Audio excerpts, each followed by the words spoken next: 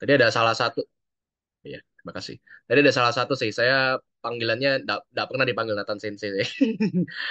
Eh, Fun fact, nama saya nama lengkap saya kan Nicholas Nathan Wibisono. Bagi orang-orang Jepang, bagi teman-teman Jepang saya lebih gampang dipanggil Nico ya, karena Nico kan nama orang Jepang. Jadi lebih sering dipanggil Nico-san gitu atau Nico-kun gitu sih sebenarnya.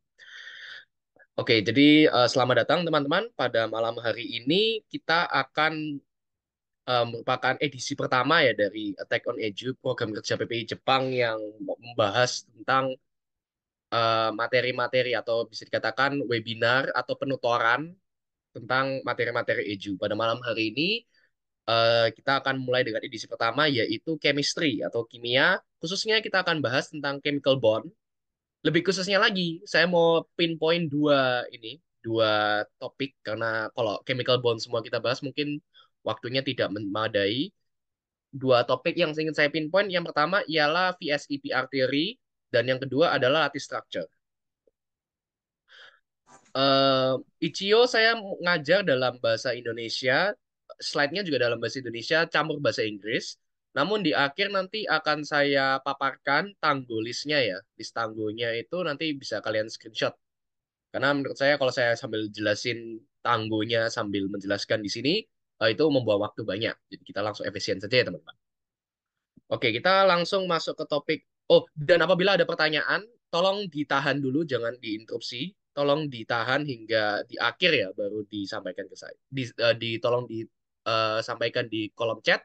Terus nanti di akhir, setelah pelajaran selesai, mungkin nanti saya jawab. Kalau apabila ada waktu sisa, saya jawab. Oke, teman-teman. Jadi pada malam hari ini, seperti yang saya sampaikan, kita mau bahas chemical bond, khususnya VSEPR theory dan lattice structure. Jadi saya bagi jadi tiga bagian ya. Pertama, teman-teman. Yang pertama, bagian pertama ini saya kasih gayo, saya kasih introduction ke chemical bonds. Ini khususnya bagi teman-teman yang mungkin sudah lama tidak menyinggung materi kimia SMA gitu, masih mau refreshing, itu bagian ini. Nanti begitu sudah mulai familiar, kita akan masuk ke yang teori agak advance, yang VSEPR theory dan lattice structure itu sendiri. Oke, jadi pertama saya akan bahas tentang jenis-jenis dalam jenis-jenis ikatan atau bond atau ketsugo dalam senyawa-senyawa kimia, gitu ya teman-teman. Seperti yang kalian ingat, oh mungkin mulai ikatan dulu itu apa ya? Ikatan itu bisa hubungan antar dua atom. Kalau saya definisikan ya, ikatan kimia itu hubungan antara dua atom atau sogo sayo kalau dalam bahasa Jepang itu. Sogo sayo itu berarti sogo itu antar ini antar molekul antar ini sih lipat bola balik timbal bola balik saya itu aktivitas bola balik hubungan dalam kata lain. Nah, itu ikatan sendiri itu dibagi menjadi dua teman-teman yang major yaitu primary bonds dan secondary bonds atau seringkali disebut dengan intermolecular forces atau IMF. Nah, definisinya apa? Primary bonds itu merupakan ikatan intramolekul. Intra itu artinya di dalam. Mungkin teman-teman masih ada yang tahu kata OSIS kan ya. OSIS itu kan organisasi siswa intra sekolah. Intra itu berarti di dalam. Kebalikannya intra itu apa? Inter. Inter itu antar, luar ya. Gitu. Nah, primary bond sendiri itu ada yang major itu ada tiga. Ionic bond, covalent bond, dan metallic bond. Nanti tiga-tiganya ini yang saya bahas utama itu ionic bond dan covalent bond sebenarnya sih. Dua ini yang menjadi main topik kita hari ini. Kalau tadi itu yang ikatan-ikatan yang intramolekul. Nah, tetapi juga tidak apa ya? Selain di dalam molekul itu sendiri, selain di dalam partikel masing-masing itu sendiri, itu antar partikel pun itu ada gaya, ada timbal bola balik, ada sogo sayonya itu tadi. Nah, itu yang dikategorikan sebagai secondary bond, teman-teman. Makanya panggilannya intermolekular, antarmolekular atau gaya ikatan intramolekul. Nah, itu ada banyak sebenarnya, tapi saya kasih contoh yang terkenal aja. Hydrogen bond yang paling kuat, dipole atau dipole induced forces, dan yang terakhir van der Waals forces. Bisa dilihat teman-teman ini sudah namanya yang dua yang terakhir ini bukan bond lagi, tapi force. Alasannya kenapa?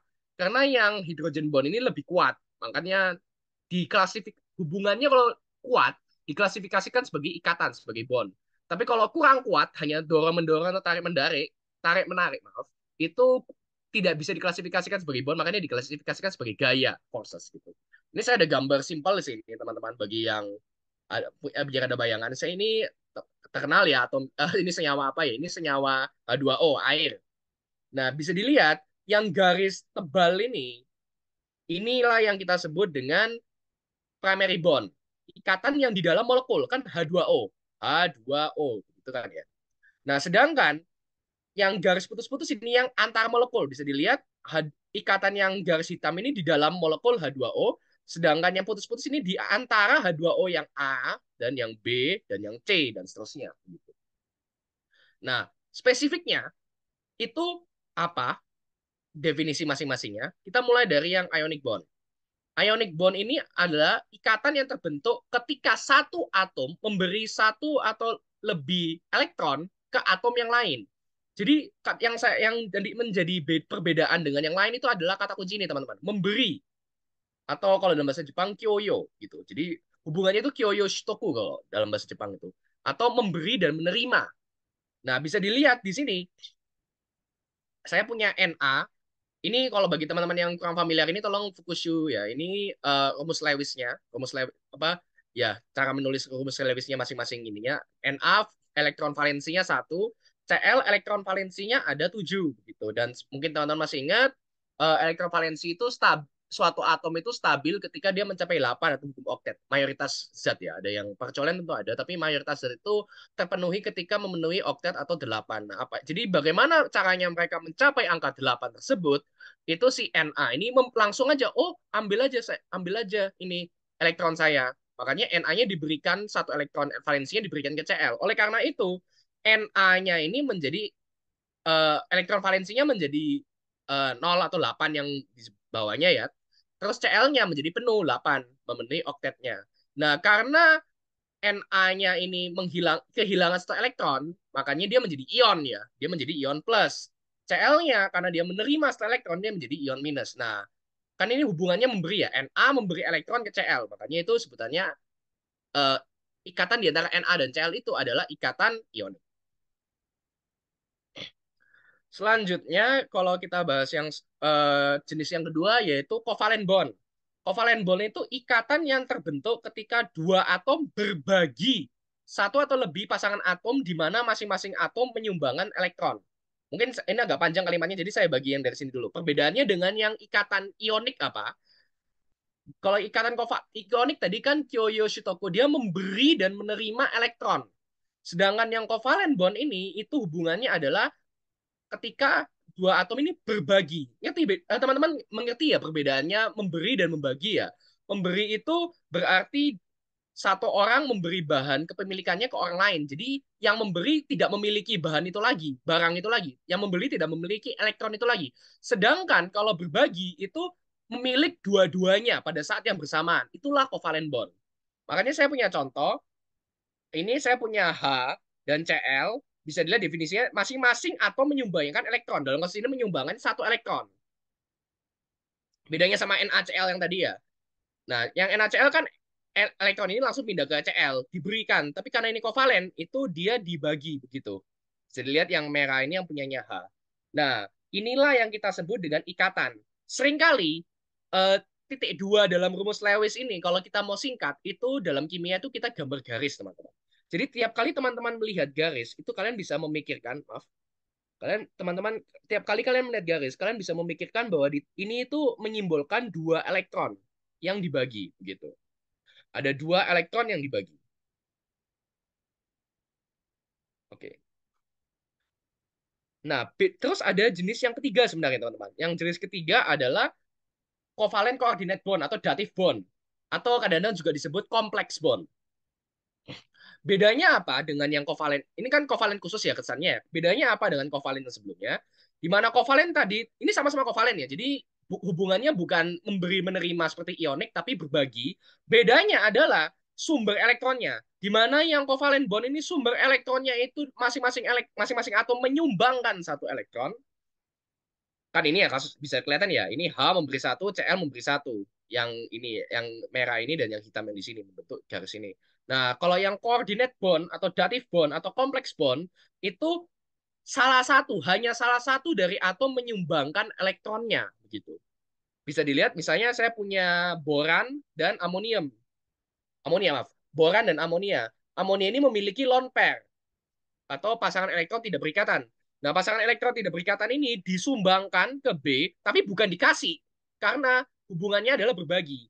Makanya dikasih untuk ngebond untuk berikatan dengan si boran, si khususnya boron dari boran, terus membentuk ikatan. Nah, seperti teman-teman lihat lagi, ini garisnya titik dua. Berarti kalau titik dua, teman-teman bisa langsung visualisasi, oh ini berarti ada dua elektron. Tapi bedanya dengan yang, jadi hasil akhirnya mirip sebenarnya. Yang beda itu apa? Sumbernya, teman. Begitu.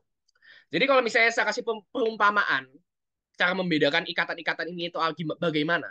Ikatan ionik itu, kalau misalnya ini perumpamaannya kita semua pergi makan di restoran gitu ya. Ikatan ionik itu mentraktir mentraktir teman kita, tapi kita sendiri tidak makan. Begitu. Kalau ikatan kovalen koordinat yang ini, itu mentraktir, saya yang traktir, tapi saya juga ikut makan, begitu, karena saya juga ikut berbagi makanannya. Sedangkan kalau yang kovalen biasa ini, kita semua makan, tapi kita BDD, kita bayar sendiri-sendiri, kayak gitu. Kurang lebih gitu sih perbedaan bondnya itu. Selebihnya ada bond-bond yang tadi yang lain ya, yang kan ini yang main aja, kan masih ada yang metalik, hidrogen, dipol, dan dipol induced van der Waals. Nah itu saya jelaskan singkat karena itu bukan main topik kita, jadi saya jelaskan singkat saja. Metallic bond adalah ikatan di mana elektron bergerak bebas di antara atom. Ini jadi bayangannya itu kalau di mana tadi ini elektronnya ini kan hanya di antara N dan B. Misalnya elektron yang ada di sini, yang saya gambar merah ini, itu kan hanya di antara boron dan nitrogen, dua atom boron dan nitrogen. Yang dua merah ini hanya di antara hidrogen dan klorida-nya. Kalau yang di sini hanya di antara Na dan Cl-nya. Kalau yang di dalam ini metallic bond itu ikatan apa elektronnya itu tidak di antara dua atom saja. Maksudnya bagaimana? Maksudnya pada satu saat di antara dua atom, tapi dia terus berubah begitu. Dia tidak tetap, dia tidak kote, dia tidak fix pada satu pasangan, tapi dia ganti-ganti terus. Itu yang merupakan ciri khas metallic bond. Dan dari namanya sudah kelihatan, itu seringkali muncul di zat-zat unsur-unsur yang memiliki ya unsur-unsur metal pada dasarnya. Yang berikutnya adalah hydrogen bond. Hydrogen bond, dipol-dipol, dan van der Waals ini tiga-tiganya yang intramolekul ya. Hydrogen bond itu ikatan apa antar molekul, tapi bedanya apa dengan yang lain? Dia itu tidak antar molekul yang asal, dia itu memiliki syarat sebenarnya. Dan itu alasannya kenapa dia yang paling kuat, bond yang paling kuat di antara yang intermolecular forces. Alasannya karena itu ikatan yang terbentuk hidrogen. Hidrogen ini kan secara muatan kan plus ya, dengan molekul yang memiliki kepadatan atau density density elektron yang tinggi begitu. Karena H ini kan plus. Logikanya kenapa bisa terbentuk hydrogen bond dan kenapa kok hanya membentuk dengan FO dan N? Itu alasannya begini teman-teman. Kalian harus mikir asal usulnya terbentuknya hydrogen bond itu bagaimana. H ini kan secara muatan plus ya, mendekati plus. Jadi kalau benda plus itu dia, kalau coba teman-teman berpikir tentang listrik gitu ya, kutub plus ini berusaha mendekati apa? Mendekati kutub minus kan ya, mencari minus. Ini dalam kimia sering terjadi nih, plus mencari minus gitu. Nah, minus ini apa? Elektron. Berarti dia mencari H ini berikatan, tarik-menarik dengan unsur-unsur atom-atom yang memiliki konsentrasi elektron tinggi. Apa itu unsur-unsur atau atom-atom yang memiliki konsentrasi tinggi? Konsentrasi tinggi itu adalah zat unsur-unsur atau atom-atom yang memiliki elektronegativitas yang tinggi. Oleh karena itu, tiga zat dengan elektronegativitas terbesar di unsur, kalau teman-teman masih ingat cara nyari apa cara logikanya dari tabel periodik itu kan adalah fluorin, oksigen, dan nitrogen. Begitu. Nah, jadi bisa dilihat kasusnya di sini. H yang dari H2O yang di pucuk kiri atas ini itu berikatan dengan O yang ada di H2O yang di bawah. Karena O ini anggapannya konsentrasi elektronnya tinggi, sedangkan H ini konsentrasi elektronnya rendah, plus dan minus. Mereka tarik-menarik, membentuk ikatan. Itulah yang disebut dengan hydrogen bond. Next, dipol-dipol dan van der Waals lumayan mirip. Yang dipol-dipol ini gaya yang disebabkan oleh kepolaran antar molekul, sedangkan van der Waals adalah gaya yang disebabkan oleh tolak-menolak elektron antar molekul. Ini sebenarnya dua-duanya mirip, tapi karena hari ini tidak terlalu ini ya, tidak terlalu berhubungan sama VSEPR dan lattice theory, saya skip dulu ya teman-teman. Next, kita bahas tentang kepolaran molekul sendiri. Nah, kepolaran molekul ini yang bagaimana? Kepolaran molekul ini seberapa memiliki kutub atau tidaknya suatu zat begitu. Polar ini kan artinya kutub ya. Jadi zat itu memiliki kutub yang jelas atau tidak. Kalau teman-teman butuh bayangan, coba teman-teman berpikir tentang zat-zat tiga dimensi, bukan zat, bentuk-bentuk tiga dimensi. Tabung, balok, kubus, kerucut, gitu ya. Zat-zat seperti tabung, balok, kubus dan bola itu tidak ada kutubnya kan ya teman-teman ya, rata begitu. Sedangkan zat-zat seperti kerucut dan limas itu memiliki kutub ya, ada puncaknya itu. Itu itulah yang dimaksud dengan kepolaran molekulnya itu. Jadi menentukan molekul itu memiliki ujung, memiliki pucuk atau tidak.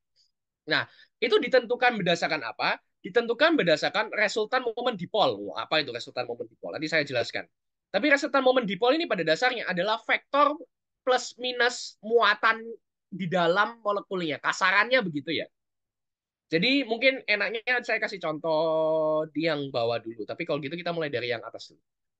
Yang pertama adalah itu kalau teman-teman kalau mau menentukan kepolarannya suatu molekul, teman-teman harus cara menentukannya itu beda tergantung molekul itu monoatomik, diatomik, atau poliatomik. Monoatomik berarti apa? Terdiri dari satu atom. Diatomik berarti terdiri dari dua. Poli terdiri dari lebih dari dua. Kita mungkin mulai dari yang monoatomik. Monoatomik itu dia pasti nonpolar. Alasannya kenapa? Contoh, saya punya gambar ini. Ini gambar apa? Ini gambar sebenarnya bebas sih, tapi yang ada dalam kondisi ini dalam alam ya yang gas mulia ya berarti ya. Yang helium, neon, argon gitu. Itu seharusnya sonomama bentuknya kayak gini. Nah, ini kalau teman-teman gambar vektornya, nggak ada vektornya ya. Karena kalau bisa dilihat dia kalau misalnya dari pusat ada yang ke atas, ada yang ke sini, ke kiri, ke kanan. Dia sama besarnya, dia sama panjangnya dari pusat ke ujung itu sama besarnya gitu. Oleh karena itu semua yang monoatomik itu pasti tidak ada polarnya, memang nggak ada polarnya. Nah, kalau diatomik molekul itulah yang apa namanya baru mulai kelihatan mungkin ada polar, sama-sama polar. Nah, itu ditentukan berdasarkan apa? Berdasarkan keelektronegativitas dua atom pembentuknya. Nah, teman-teman, selisih ke elektronegativitas dari dua atom pembentuknya ini tidak hanya menentukan kepolaran molekulnya, tapi juga menentukan apakah ikatannya itu bersifat kovalen atau bersifat ionik. Begitu, teman-teman. Nah, bisa dilihat kalau misalnya ikatan kovalen, kalau misalnya selisihnya rendah, itu dia ikatan kovalen nonpolar. Maksudnya bagaimana, teman-teman? Maksudnya kalau kita lihat di sini, yang kasus ini kan diatomik asal ya bisa semua halogen kan bentuknya seperti ini ya. Semua halogen F2 Cl2 terserah ada. Nah, kalau dalam kondisi kayak gini, bayangannya kayak gini teman-teman. Elektronegativitas itu apa? Elektronegativitas itu kan kecenderungan menjadi ion negatif. Dalam kata lain, kekuatan dia menarik elektron. Anggap kalau ini bayangannya yang diatomik ini perumpamaannya akan-akan seperti tarik tambang gitu. Tarik tambang kalau kalian tarik tambang, biasanya kan di tengahnya kayak diikatkan bendera begitu kan ya untuk menandakan posisi awalnya di mana. Nah, coba kita lihat. Kalau misalnya posisi awal benderanya posisi awal di tengah, terus waktu tarik tarik tambangnya dimulai, dua pihak sama kuatnya. Kan kalau kasusnya kayak gini kan kayak gitu ya. Elektronegatifnya itu sama besarnya, besarnya sama, selisihnya nol. Berarti kan sama kuatnya. Kalau tarik tambang sama kuatnya apa yang terjadi? Benderanya tetap di tengah ya. Nah, bendera itu apa kalau dalam ikatan ini? Benderanya itu adalah elektronnya, teman-teman. Jadi bisa dipikirkan ya gitu. Bendera perumpamaannya itu elektronnya sendirilah yang itu dimisalkan sebagai benderanya tarik tambang itu. Nah, logikanya kalau misalnya ada yang satu yang lebih kuat, dalam kasus ini kan kalau misalnya yang ini ya, selisihnya 0,4 sampai 1,7, itu dia tetap ikatan kovalen tapi dia polar bedanya. Kenapa? Karena ini sekarang dia apa namanya yang Cl dalam kasus ini kan Cl lebih elektronegatif, dia lebih kuat menariknya. Makanya elektronnya akan lebih miring, lebih lebih mengarah ke Cl, tidak pas di tengah, teman-teman. Itu bedanya dengan yang atas. Tapi eh, masih dihitung kovalen. Alasannya kenapa? Untuk menjelaskan itu, mari kita bandingkan dengan yang nomor 3, yaitu kalau misalnya elektronegativitasnya di atas 1,8. Kalau di atas 1,8, itu dia sudah ikatan ion. Kenapa?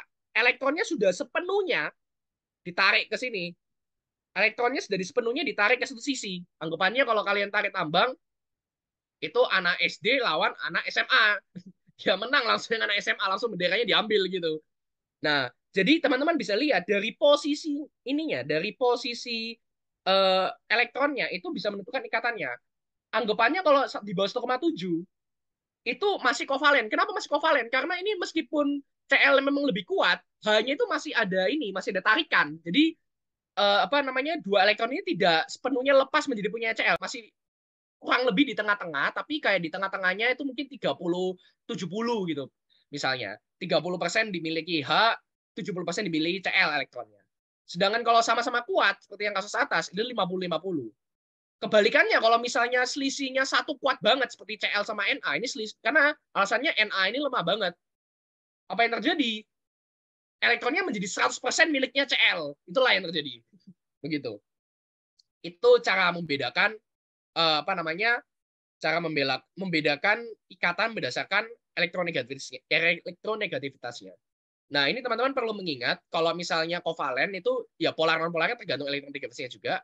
Tapi kalau misalnya dia ionik itu pasti polar gitu. Alasannya kenapa? Mari kita gambar resultan momen dipolnya sekarang. Kalau kita gambar resultan momen dipolnya, misalnya yang HCl dulu.